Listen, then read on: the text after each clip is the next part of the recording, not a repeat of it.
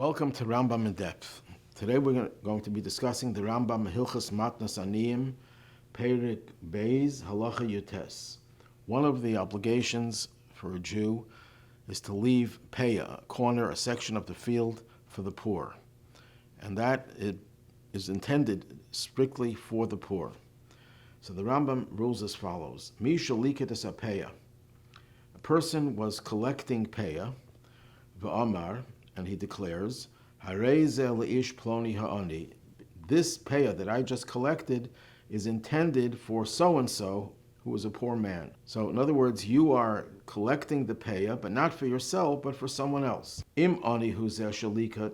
If the person who collected the Peah he himself is an ani, is a poor person. So in that case, because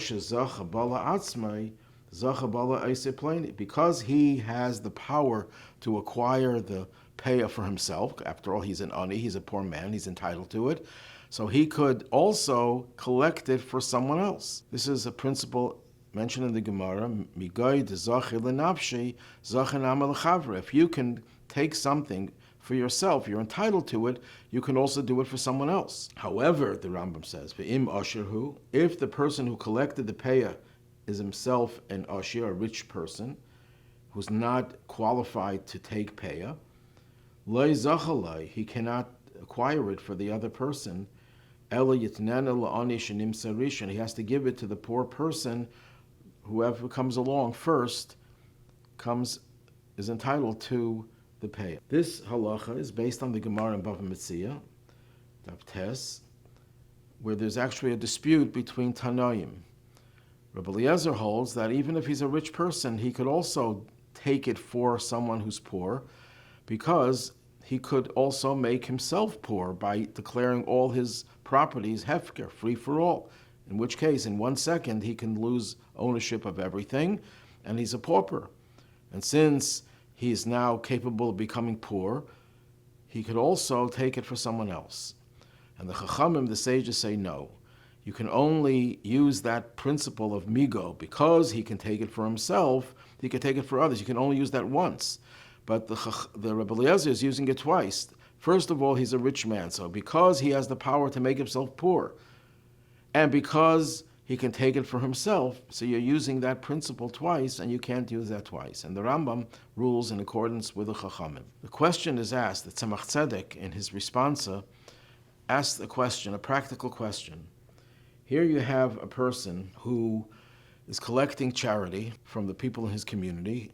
He's known as a Rabbi Tzedakah, the collector of Tzedakah, or a Gizbar, the treasurer. And he has in mind that he's going to give some of the money to a poor man that he knows who lives in another town. So the question is, does he have the power to do that? Now, you would think that it depends on whether he's an ani or an ashir.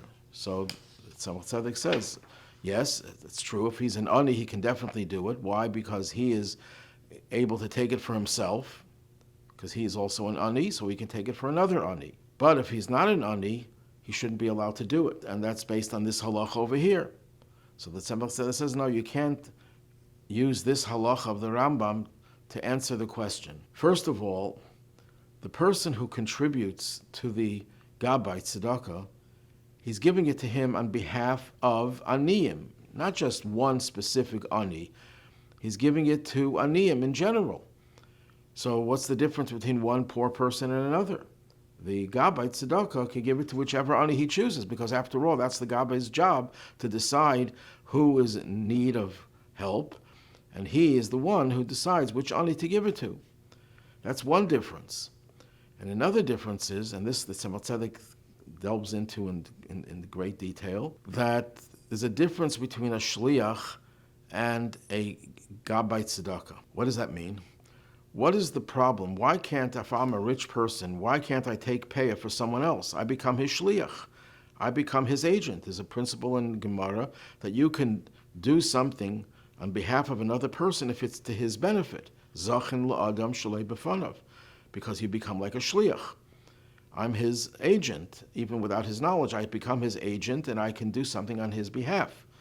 So why is it if he's a rich person, he can't do it? Because he's harming others.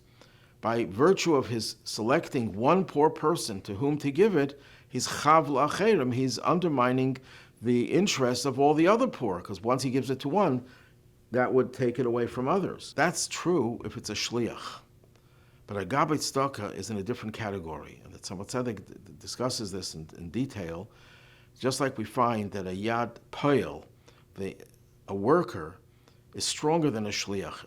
A worker has the same power as the person himself, more than a shliach. And even if it's chav la'acherim, even if it undermines the interests of others, he can do it on his behalf. And the Tzedakah suggests that the gabbai tzedakah is also in that category.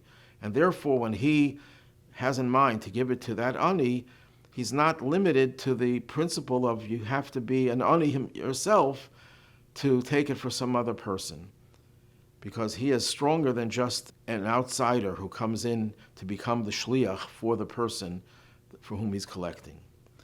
But then the Tzedakah says it could be that the halacha of the Rambam does apply here. Why? Because the gabbai tzedakah is charged with the responsibility of collecting and distributing tzedakah to the poor people in his town. The fact that he's collecting for someone who lives in another town, this is going to cause a loss to the poor people of his town. It could be for that he was not given the power of being a gabbai tzedakah. And therefore, the principle of the Rambam does apply over here, that if he's an ashir, he's a rich person, he can't take it on behalf of any other ani. If he's a poor person himself, and therefore he's entitled to take tzedakah himself, then he can take it for anyone he wants.